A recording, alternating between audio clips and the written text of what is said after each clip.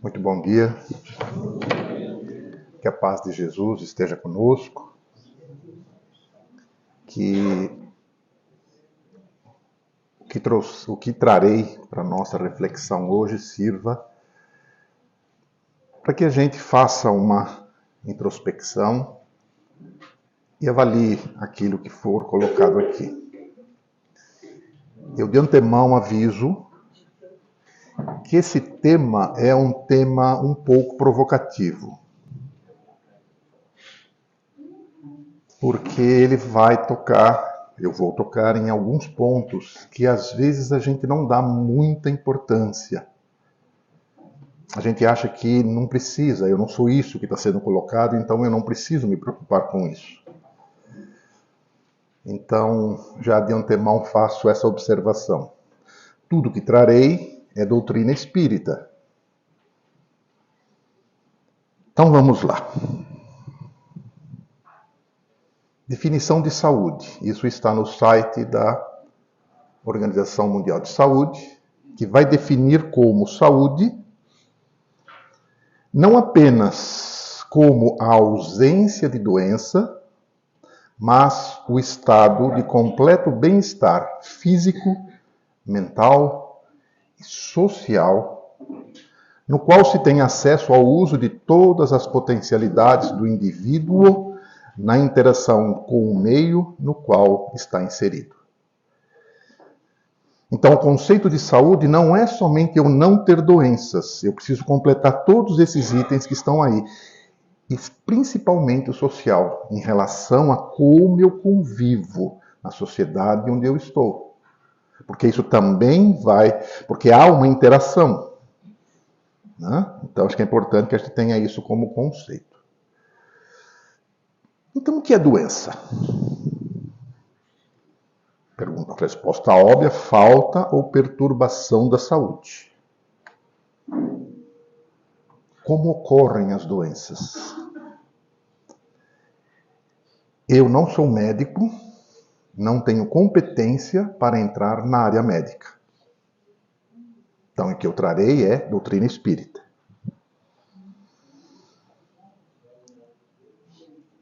Doenças ocorrem em função de algo estrutural, ou seja, de origem genética, ligado aos mecanismos retificadores. Traduzindo, reencarnação. Então nós temos algumas doenças que elas nos acompanham, por alguma razão. E isso que acontece, elas estão ligadas a esses mecanismos retificadores, que têm 3 finalidades. A primeira delas, a cada um segundo suas obras. Lei de causa e efeito. O que eu planto, eu colho. Um outro mecanismo retificador é a contenção. Contenção é prender, segurar. Eu vou dar exemplos para que a gente possa entender bem o que isso significa. Mas não significa que as pessoas que vocês identificarem com essas realidades, é isso que eu estou falando. Cada um de nós tem a nossa jornada. Cada um de nós tem as suas dificuldades. Cada um de nós tem os seus compromissos assumidos antes da reencarnação. Mas eu vou dar alguns exemplos para a gente poder entender o que seja mecanismo de contenção. Um espírito que em diversas existências ele tenha sido um indivíduo violento, em algum momento a espiritualidade colocará nele uma contenção, ou seja, ele virá. E como será essa contenção? Através da fragilidade física. Um indivíduo que em inúmeras existências tenha sido um alcoólico, vivenciado essa situação, dessa terrível situação que é o alcoolismo. Possivelmente, numa existência em que ele precisa trabalhar isso, Ele precisa começar a se desvincular. Em São Paulo nós temos, eu sou paulista, né? A gente tem um ditado que diz o seguinte: burro velho não perde o trote. Sempre o mesmo caminho. Então, em algum momento da nossa existência física, a gente precisa sair desse caminho. Nem que seja no primeiro momento forçado. Então, alguém que tenha vivido esta realidade em outras existências virá com uma disfunção hepática. E aqui eu faço uma observação. Quantos de nós já fomos a restaurantes e nós não vimos o pai, normalmente, infelizmente é o pai, coloca o dedo na cerveja e põe a gotinha na boca da criança? A gente não sabe o gatilho que nós estamos acionando. Porque talvez aquele espírito possa ter vindo com esta condição de se livrar disso e eu já estou tentando ele voltar ao seu caminho anterior. Uma outra situação.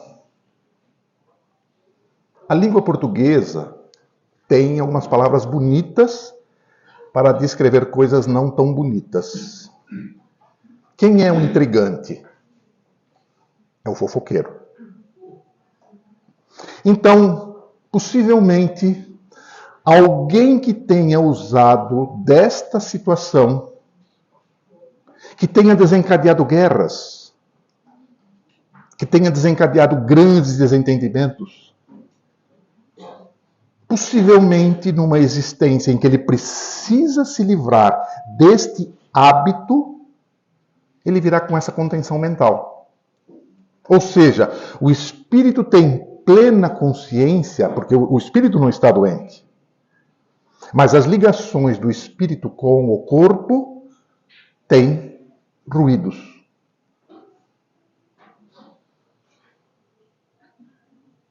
E o mecanismo de renovação.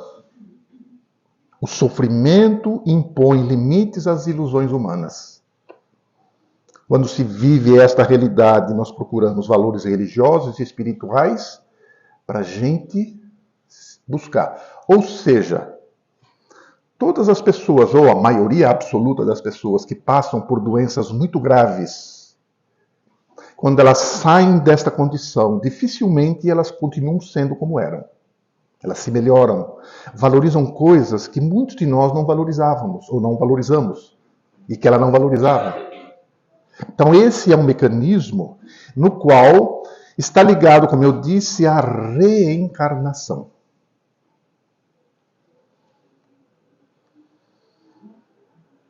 Como as doenças ocorrem, né? Estamos ainda nesse tópico. São as doenças funcionais. Como cuidamos do nosso corpo. E aqui começam as nossas reflexões. As doenças ocorrem, as funcionais, em função de desarmonia orgânica. Ou seja, quando eu estou harmonizado organicamente, nós geramos cargas positivas no sistema nervoso central, que estimula o sistema imunológico e melhora a defesa do organismo. A desarmonia, evidentemente, é nós gerarmos essas substâncias nocivas ao nosso organismo que altera o nosso sistema psico-neuroendócrino. Aqui vale uma reflexão. Como é que a gente causa, então, essas desarmonias? Pensamentos viciosos, maus pensamentos, o desejo do mal, numa discussão, numa querela mais agressiva, na troca de palavras ruins, nós estamos emitindo más vibrações e estamos recebendo más vibrações. Nossos desequilíbrios emocionais. Vamos traduzir isso? Por exemplo, quem tem pavio curto. Qualquer coisa explode. Isso joga no nosso organismo uma série de substâncias que afetam a nossa saúde corporal. Porque se o corpo é instrumento do nosso espírito, eu vou usar essa palavra, não é a mais adequada, mas ele é um instrumento do espírito para colocar em prática a sua reencarnação, os seus compromissos reencarnatórios. Então, esse é um elemento que Deus nos dá, formado, por tudo aquilo que nós estudamos na doutrina. E se vocês quiserem se aprofundar um pouquinho mais sobre esse assunto, nós não temos tempo de falarmos sobre a reencarnação. Missionários da Luz, André Luiz, Chico, capítulo 12, Experiências Reencarnatórias. Lá, neste capítulo, André Luiz está no Departamento das Reencarnações do Nosso Lar, e ele está ali acompanhando o processo reencarnatório de alguns espíritos. E lá nós vamos entender esse processo das doenças estruturais. Mas nós podemos tirar a conclusão também que o corpo é instrumento que eu utilizarei para colocar em prática os meus compromissos assumidos no mundo espiritual. Os nossos estresses. Vivemos um momento, as nossas vidas hoje, elas nos levam a esses momentos de estresse.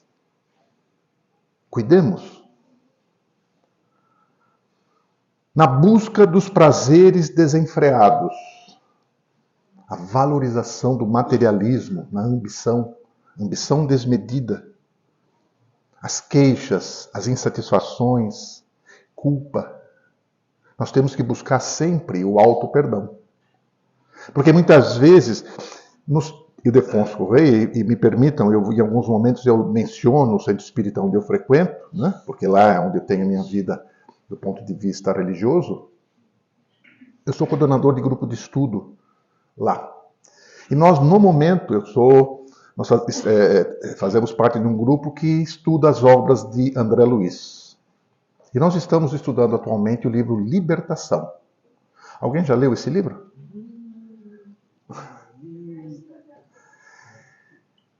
É um livro que eu diria, nós estávamos conversando esses dias, inclusive na nossa avaliação na última terça-feira.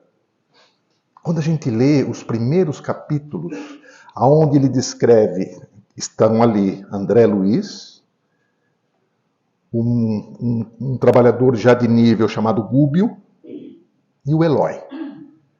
Estão ali visitando uma colônia espiritual no mundo inferior, de um juiz chamado Gregório, que se arvora no direito de ser cobrador, de impor o castigo àqueles espíritos, àqueles irmãos que se desviaram. E no começo do livro, ele vai descrevendo o ambiente, como é que são os indivíduos, os espíritos que estão naquele ambiente. É algo assim que você fica penalizado. Mas ele tem uma observação muito interessante desse livro, que ele diz o seguinte: o intercâmbio entre o mundo físico e o mundo espiritual, naquele trabalho de Gregório, ele é imprescindível. Porque ele trabalha com a culpa, ele trabalha com o ódio, ele trabalha com o desejo de vingança. Porque isso são elementos para que ele se utiliza no ambiente espiritual. E isso, gerado no mundo espiritual, também vai ao mundo físico. E vai descrever, não vou falar aqui do livro, mas ele vai descrever, então, um processo de obsessão no determinado personagem do livro, que tem lá as suas mazelas em vidas anteriores, as suas dívidas, as suas dificuldades. Então, quando nós desviamos ou não temos uma atitude que seria uma atitude evangélica, uma atitude ligada ao bem, se nós cometemos isso, procuremos refazer o caminho. Por isso faz parte, inclusive, também do nosso processo de crescimento. Inveja, orgulho e egoísmo, isso tudo gera o quê? Frustrações, ressentimentos, neuroses e depressões. Então, quando eu estou neste ambiente, nesses fatores causais, que fazem com que eu adoeça pela minha psicosfera íntima, pelo meu mundo íntimo, eu vou gerar frustração, ressentimento, neurose e depressão. E aqui nós sabemos as consequências de uma depressão. Doenças que mais matam no mundo. Isso eu tirei do site também da OMS, Organização Mundial de Saúde. Eu sou da área de exatas, então para mim as coisas só fazem sentido se tem gráfico e se tem quadro. Tá? Então aqui estão alguns números que eu coloquei. Morrem no mundo 7 milhões e 100 mil pessoas de hipertensão. Quase 5 milhões de pessoas por ano morrem por coisas ligadas ao fumo, colesterol, subalimentação, sexo sem proteção, álcool, má qualidade da água. Essas que estão. E obesidade, interessante. Distúrbios mentais. 5% da população mundial tem sintomas de depressão. 5%. E de 15 a 20% estão a caminho se não mudarem a sua maneira de agir e de pensar.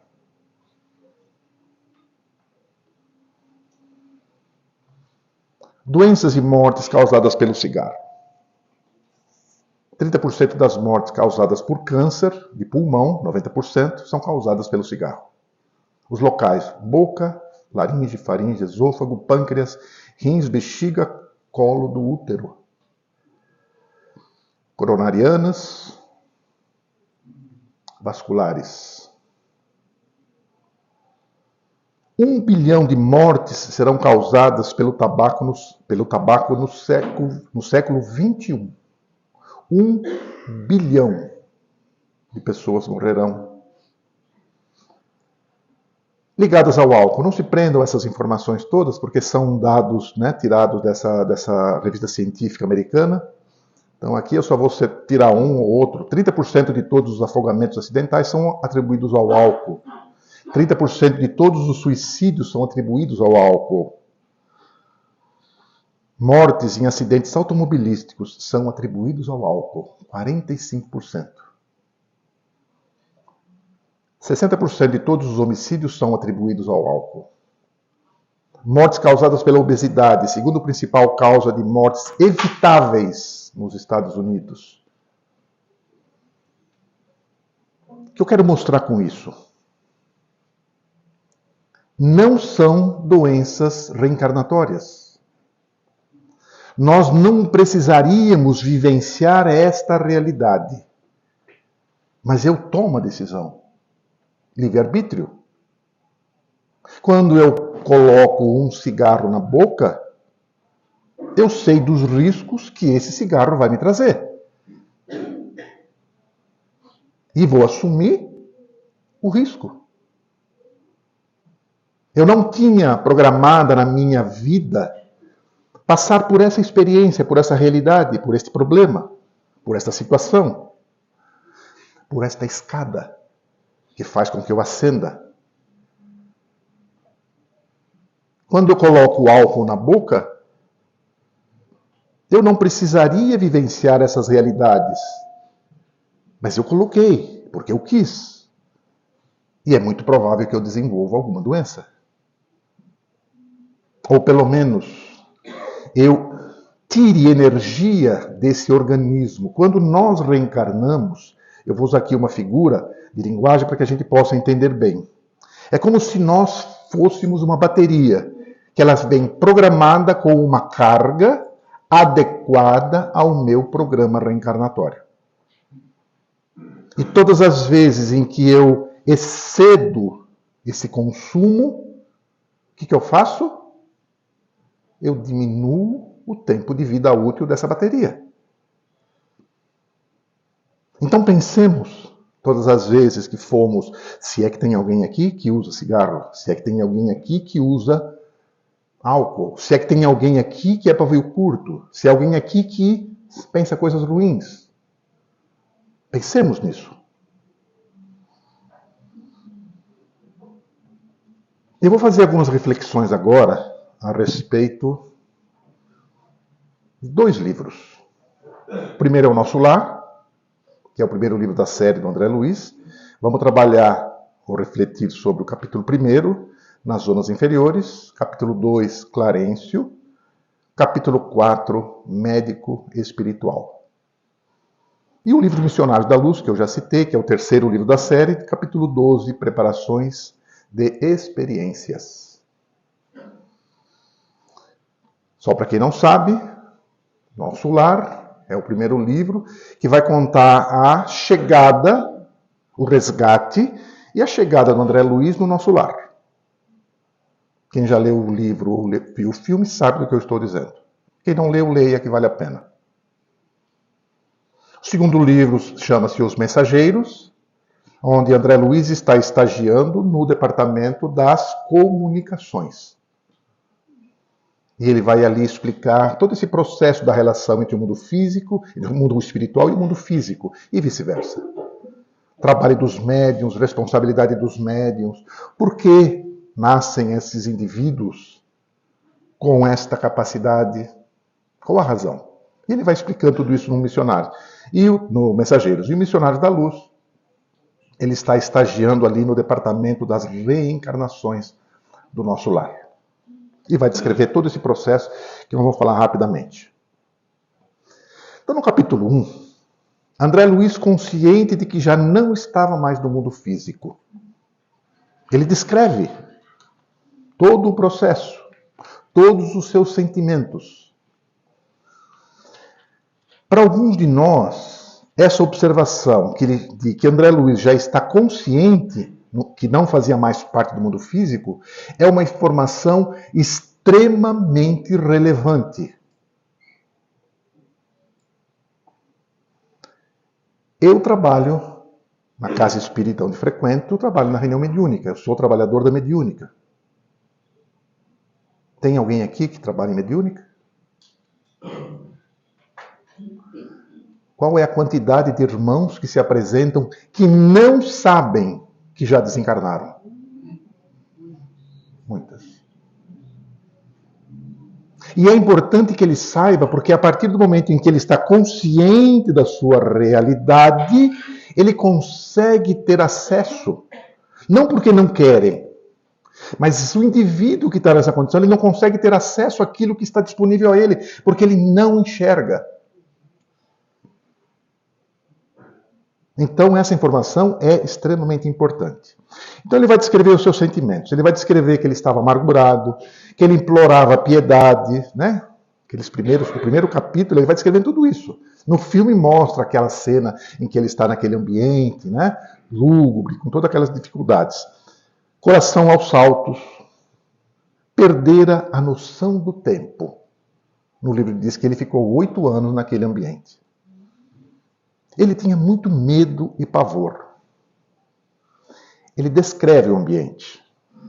Gargalhadas sinistras, formas diabólicas e expressões animalescas. Paisagem escura, neblina, espessa. E André Luiz faz algumas reflexões.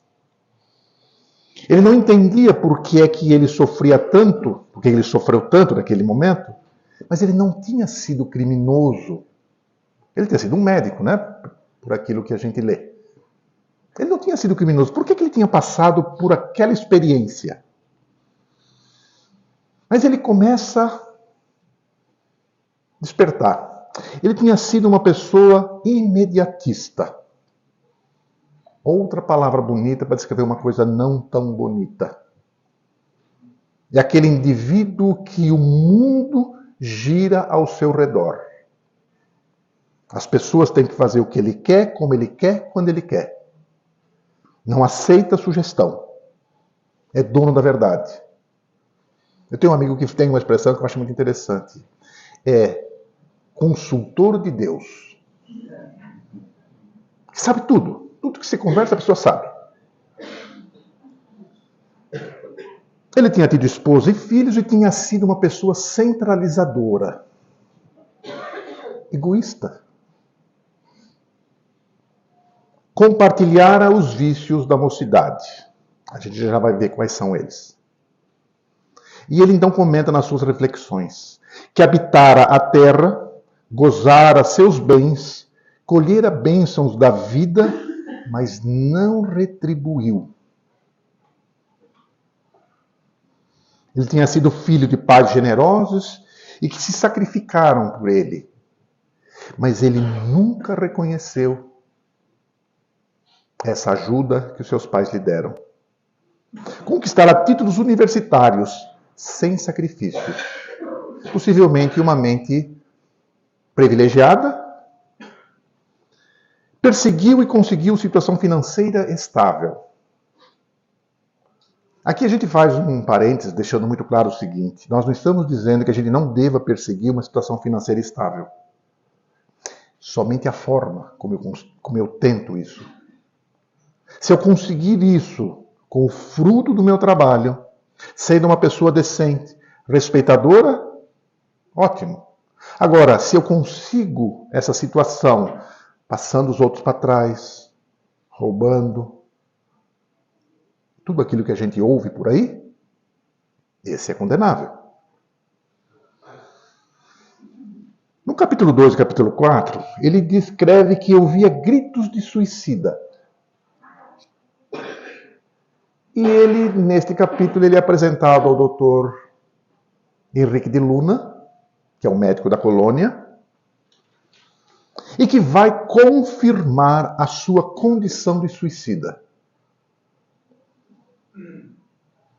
Ele tinha desencarnado por uma oclusão intestinal, que tinha sido efeito e não a causa da morte.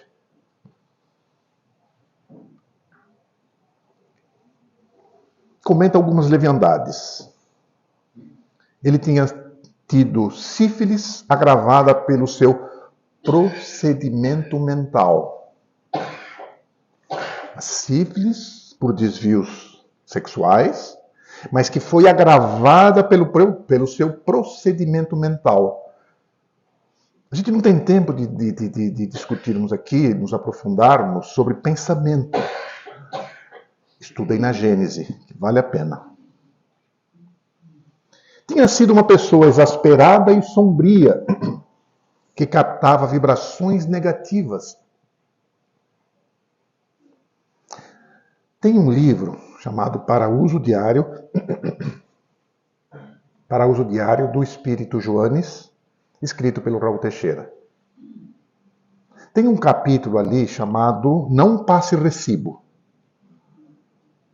Leiam esse capítulo que vale a pena. Porque ele vai dizer que, muitas vezes, esses espíritos zombeteiros, brincalhões, que não tem nenhum vínculo com a gente do ponto de vista reencarnatório, não são nossos obsessores, mas eles gostam de se divertir e vão jogando iscas e a gente vai pegando. Quantos de nós, muitas vezes, de manhã, a gente sai de casa e fala, hoje eu não vou perder a paciência. Alguém já fez isso? Hoje eu não vou perder a paciência. Na porta do elevador, se você morar num prédio, né? Ou no portão de casa, a hora que você sai, você já começa a ser testado. Já repararam isso? São essas iscas. E a gente vai pegando. E a gente vai se comprometendo intimamente. Ausência de autodomínio. Inadvertência no trato com as pessoas. Ofensas sem reflexão.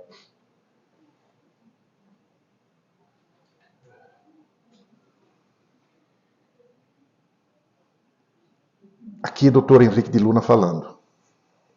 Isso eu tirei do capítulo 4.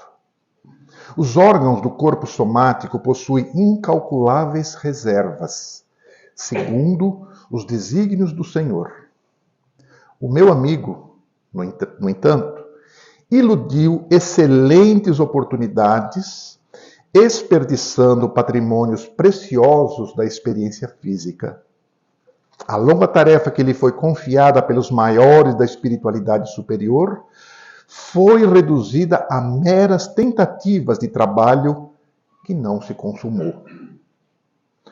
Todo o aparelho gástrico foi destruído à custa de excessos de alimentação e bebidas alcoólicas, aparentemente sem importância. Devorou-lhe a sífilis, energias essenciais. Como vê, o suicídio é incontestável. Não é o suicídio clássico que a gente acompanha, em que o indivíduo tira abruptamente a sua vida.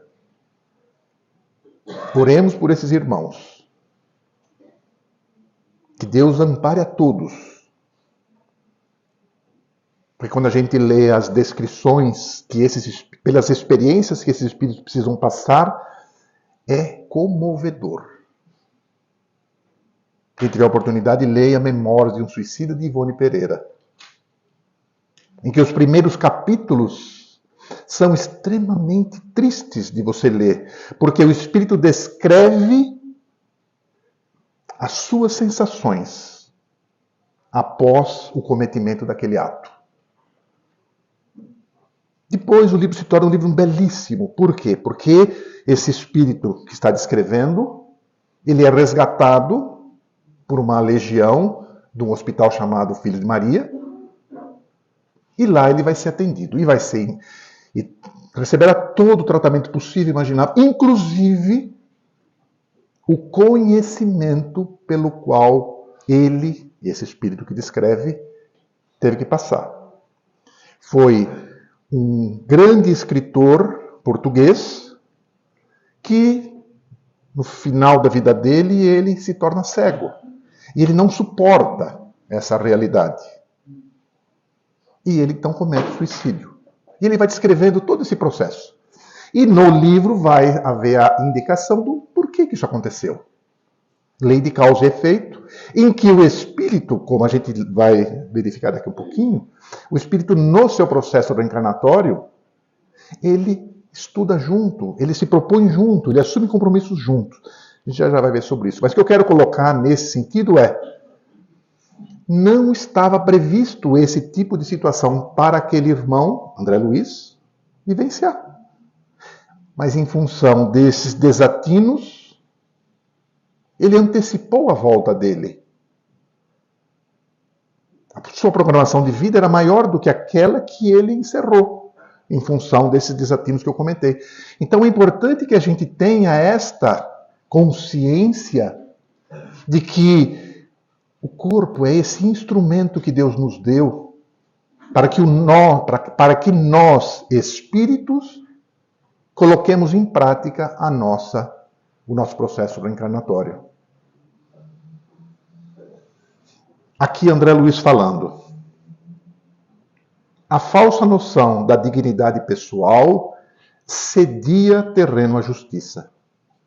Perante minha visão espiritual, só existia agora uma realidade torturante. Era verdadeiramente um suicida. Perdera o ensejo precioso da experiência humana. Não passava de náufrago a quem se recolhia por caridade. Ele conscientizou que ele realmente tinha cometido suicídio. Indireto, mas suicídio. Faço esse comentário a partir de agora.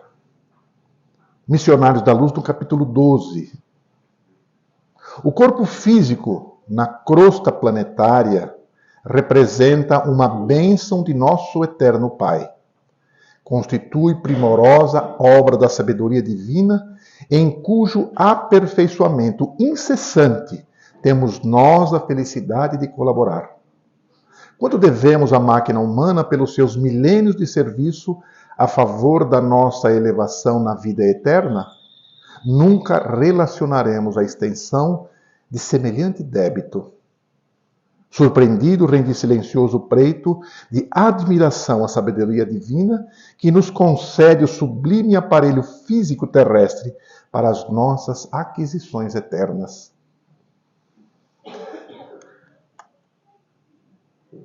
Capítulo 12 ainda.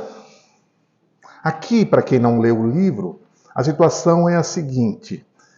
André Luiz está estagiando e ele, junto ao responsável por esta área, ele está acompanhando ali como é que a coisa está acontecendo, como é que os espíritos se preparam, que tipo de reflexão que eles fazem. E esse espírito que está se preparando para reencarnar faz a seguinte pergunta: pode informar se o meu modelo está pronto? Porque lá existe o modelo de um corpo masculino e de um corpo feminino, em que são colocados neles, como fosse um protótipo, aquilo que se deseja. Manassés bem disposto, creio que poderá procurá-lo amanhã, tornou Manassés bem disposto. Já fui observar o gráfico inicial e dou-lhe parabéns por haver aceitado a sugestão amorosa dos amigos bem orientados sobre defeito na perna. Certamente lutará você com grandes dificuldades nos princípios da nova luta, mas a resolução lhe fará grande bem. Sim, disse o outro, algo confortado. Preciso defender-me contra certas tentações de minha natureza inferior. E a pedra doente me auxiliará, ministrando-me boas preocupações. Ser-me-á um antídoto à vaidade, uma sentinela contra a devastação do amor próprio excessivo. A sabedoria divina, a bondade divina, a justiça divina acontece nesse momento. Por quê?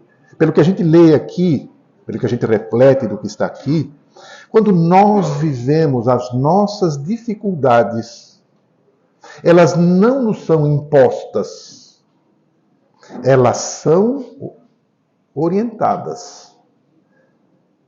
E se eles fazem isso, como é dito aqui também, é porque eles avaliaram que eu estou preparado para enfrentar esta realidade. Então hoje, se eu vivo alguma dificuldade, seja na área de saúde, seja em qualquer outra área, a gente pediu para isso. Nós pedimos para que isso ocorresse. Perdi o som, é isso?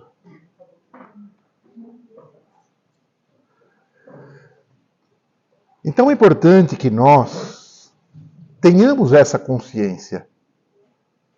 Mas alguém pode dizer, então, se eu vivo isso, eu não preciso orar, eu não preciso fazer nada, porque eu vou ter que passar por isso.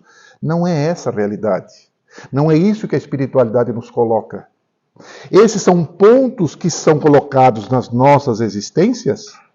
Quando nós vivemos as nossas experiências, é porque nós aceitamos a sugestão e achamos que estamos preparados porque eles nos deram um aval. E isso está na nossa programação. Não significa que necessariamente eu tenha que passar.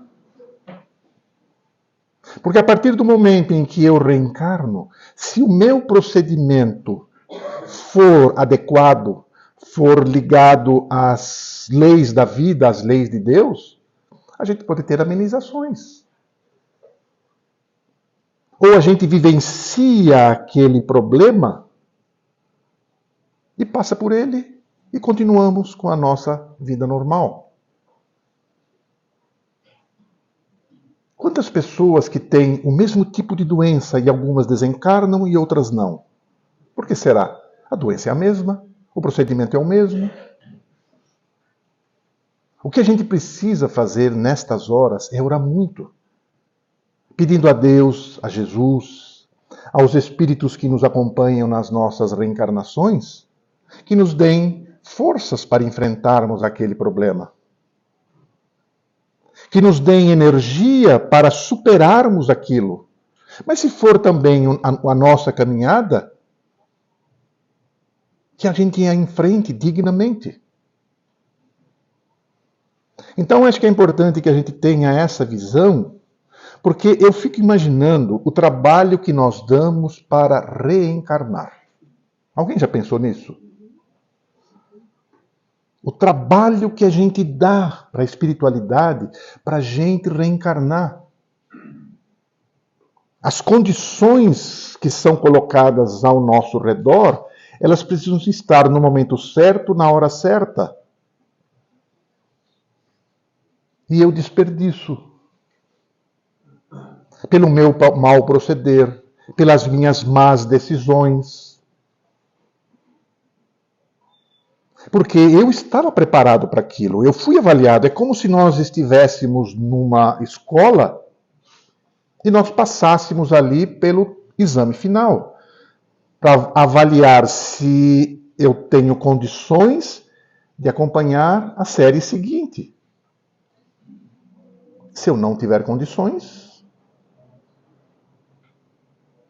Então, acho que é importante que nós tenhamos isso muito claro. Primeiro, que nós somos arquitetos das nossas vidas. Se eu hoje vivo dificuldades, isso são representações de ações de outros momentos. Podem ser de vidas anteriores, mas podem ser também de decisões que eu tomei nesta vida. E que já nesta existência eu começo a ter as minhas dificuldades. – 2 de julho, 10 horas e 50 minutos. 2 de julho, 10 horas e 49 minutos, para nós já é passado.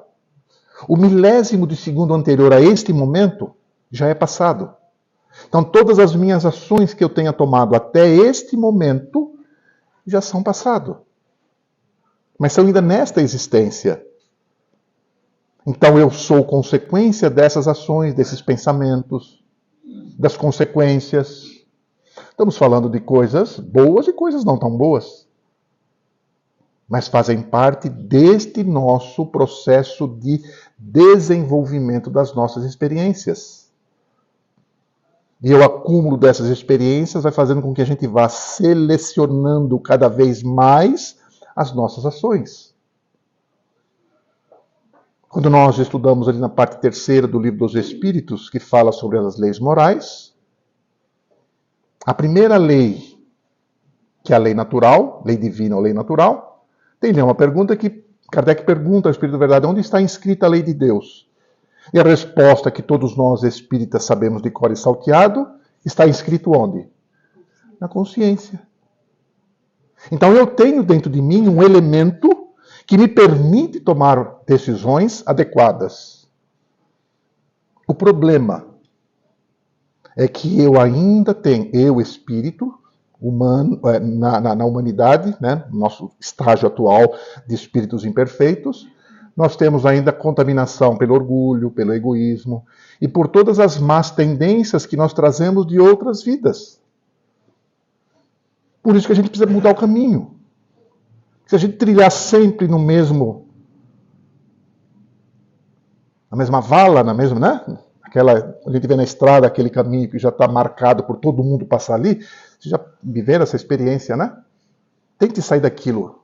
É sempre muito difícil. Mas é possível.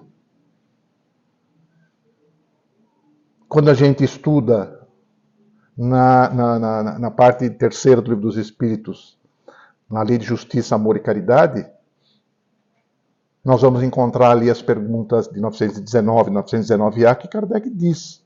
Os Espíritos de verdade diz para nós, e nesse caso específico, Santo Agostinho é que responde a pergunta, que Kardec pergunta, não com essas palavras, mas com esse sentido: como é que eu faço para me melhorar? E a resposta que ele recebe: conhece-te a ti mesmo. Mas ele não fica satisfeito, Kardec não fica satisfeito com essa pergunta, porque ela é muito concisa. E ele pergunta: tá bom, eu já sei disso, mas como é que eu faço para me melhorar? E aí Santo Agostinho vai dar uma resposta que é excepcional, que eu recomendo que todos nós leiamos e a estudemos. Essa resposta, ela diz o porquê que eu tenho que buscar essa melhoria, se é possível fazer isso, como eu faço, quais os objetivos e as razões por eu ter que fazer isso. Mas ele tem, no início da resposta, é algo assim, é uma dica para todos nós. Ele vai dizer: fazei como eu fazia quando vivi na terra. Ao término de cada dia, eu avaliava as minhas ações e verificava se alguém tinha motivo de me reclamar. Se tiver, que eu refaça o caminho. Então essa resposta ela é muito interessante porque ela faz com que a gente reflita sobre isso. Continuando. Ele ouve em algum momento, quando ele está ali no departamento, ele diz o seguinte: meu amigo, o que significa a palavra completista? Porque ele ouve alguém falar ali sobre os completistas. Manassés, então, sorriu complacente e retrucou bem-humorado. É o título que designa os raros irmãos que aproveitaram todas as possibilidades construtivas que o corpo terrestre lhes oferecia. Em geral, quase todos nós, em regressando à esfera carnal, perdemos oportunidades muito importantes no desperdício das forças fisiológicas. Perambulamos por lá, aqui na Terra, né, especificamente, ele está falando, fazendo alguma coisa de útil para nós e para outrem, mas por vezes desprezamos 50%, 60%, 70% e, frequentemente, até mais de nossas possibilidades. Em muitas ocasiões prevalece ainda contra nós a agravante de termos movimentado as energias sagradas da vida em atividades inferiores que degradam a inteligência e embrutecem o coração. Aqueles, porém, que mobilizam a máquina física à maneira de operário fidelíssimo, conquistam direitos muito expressivos em nossos planos. Os completistas, na qualidade de trabalhador leal e produtivo, pode escolher à vontade o corpo futuro, quando lhe apraz o regresso à crosta em missões de amor e iluminação, ou recebe vínculo enobrecido para prosseguimento de suas tarefas a caminho de círculos mais elevados do trabalho. Este é o processo que a gente ascende às esferas superiores. Quando a gente estuda ali nas perguntas de 100 a 113 do Livro dos Espíritos, Kardec está trabalhando o que ali? As ordens espirituais. E vai descrever que são 3 ordens. Terceira ordem, os espíritos imperfeitos. Segunda ordem, os espíritos bons. E primeira ordem, os espíritos puros. E quando nós estamos estudando ali os espíritos imperfeitos, né, que é a terceira ordem, ele vai descrevendo ali quais são as principais qualidades ou vícios desses espíritos. E quando a gente compara essas características dos espíritos versus os mundos, que está ali no Evangelho segundo o Espiritismo, há muitas moradas na casa de meu pai, nós vamos percebendo que espíritos imperfeitos, terceira ordem, só podem habitar planetas primitivos ou de provas e expiações. Quando a gente lê também Transição Planetária, quando nós lemos No Rumo do Mundo de Regeneração, nós vamos entendendo as oportunidades que nos são dadas para a gente evoluir. Não sei se vocês já leram Transição Planetária, mas ele é um livro muito interessante, de Manuel Filomeno de Miranda. Muito interessante. Porque ele vai contar, pela ótica do mundo espiritual, aquela tsunami que aconteceu alguns anos atrás. É um livro bonito, é uma informação interessante, mas essa informação nós temos em outros livros, que vai falar sobre expiações coletivas. Mas esse livro ele tem 2 informações que para mim são imprescindíveis. A primeira delas, os espíritos ligados ao planeta Terra, estamos tendo as últimas oportunidades de continuar o nosso processo evolutivo neste planeta, porque o planeta está saindo da condição de provas e expiações, indo para um mundo de regeneração, aonde outros espíritos com uma qualidade diferente dos atuais habitarão. E quando a gente lê isso, a gente começa a olhar o mundo e a gente percebe que nós estamos vivendo isso. Apesar de que muitas vezes nós achamos que a coisa está piorando, mas ela está melhorando. Porque o que a gente vê hoje, esporadicamente em nível de mundo, no passado era normal. A agressividade, a crueldade. Existe crueldade ainda hoje? Existe. Existe. Mas não no nível que era há alguns milênios atrás. Por quê? Porque esses espíritos que ainda estão ligados a esse tipo de comportamento, pela justiça divina, estão tendo as suas últimas oportunidades de continuar o seu processo evolutivo aqui. E aqueles que não se adequarem a esta nova realidade serão levados para um outro ambiente.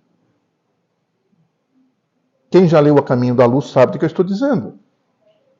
Há transferências de espíritos que ainda perduravam em atitudes no mal, no egoísmo, no orgulho, que são retirados de um ambiente e são trazidos para a Terra, convidados por Jesus. Esse livro é muito interessante porque nos seus primeiros capítulos descreve a forma. Ele vai dizendo assim, conforme diz nas tradições no mundo espiritual, Cristo, Jesus e outros Cristos do universo reúnem-se no local onde seria criada a Terra. E ele faz depois um convite a esses irmãos para virem habitar a Terra como missionários, porém com grandes débitos, e que vão trazendo então as suas experiências, vão desenvolver as suas experiências aqui e ajudar aqueles que já estavam aqui a se desenvolverem.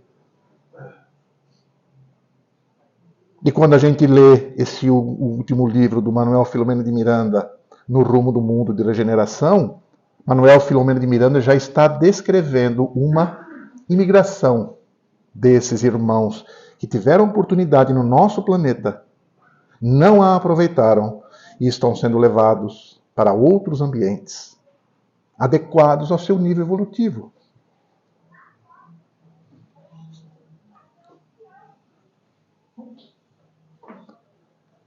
Então, após todos esses nossos dados e observações, tomando conhecimento de todo esse trabalho que geramos para a espiritualidade, sabedores de que nos foi dada uma oportunidade de reencarnarmos, qual é a nossa posição?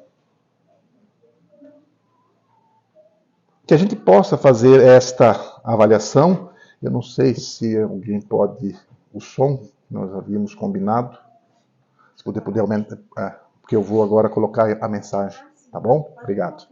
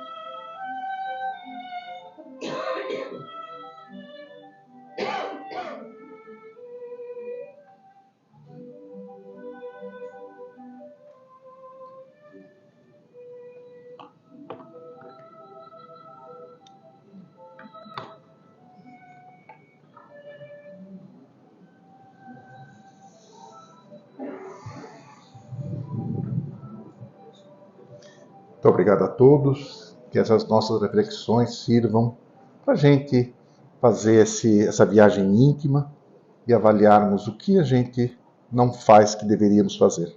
Muita paz a todos e até uma próxima oportunidade, se Deus quiser. Muito obrigado.